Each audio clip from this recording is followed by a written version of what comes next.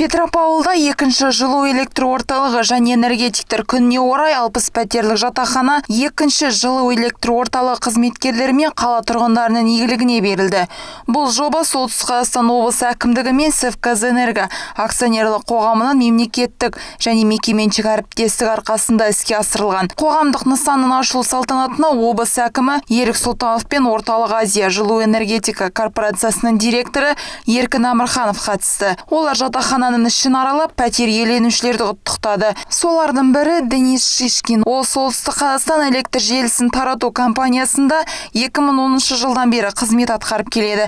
Қазіргі таңда жетекші инженер. Конечно, рад, что получил это. Өте қуаныштымын, өз баспанам болғанын армандаған болатынмын. Қалада болғаны қатты қуантады. Өзінің азаматтық некедегі әйелімен тұратын боламын. Севказэнерго 55 жылдан бері Солтүстік Қазақстан облысын энергиямен қамтамасыз етіп келе жатқан компания. Энергетиктер күні және екінші жылу электр орталығы 55 жылдығына орай компания қызметкерлеріне салтанатты шара ұйымдастырылды.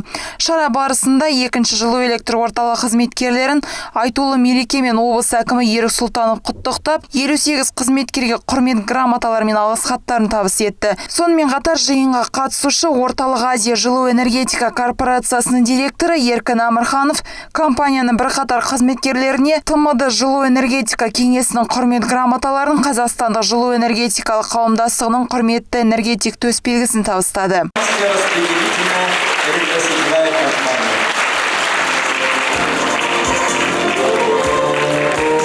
Жиын барысында ТМД жылу энергетикалық кеңесі құрмет грамотасымен марапатталғандардың қатарында Николай Капачинский бар. Севказэнерго компаниясында 1994 жылдан бері қызмет атқарып келеді. Инженерлік қызметтен бастаған ол қазіргі таңда диспетчерлік қызметінің басшысы болып жұмыс істейді. Бірнеше рет облыс әкімінің грамоталарымен марапатталып, 2014 жылы Қазақстан Республикасында еңбегі сіңген энергетика төсбелгісін иеленген. Естественно, рад, потому что көп жылымды энергетика саласын арнадым, әртүрлі техникалық жобалармен жұмыстарға қатыстым.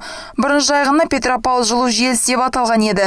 Қазіргі таңда барлығын әйгілі Севказэнерго деген атты кеңге таралған. Бүгінгі марапатқа ие болғаныма өте қуаныштымын. Салтанатты жиын соңы екінші жылу электр орталығы туралы бейнеролик көрсетіліп, ерекше қойылым қойылды. Өңіріміздің театр ұжымдары өз өнерлерін ортаға салды.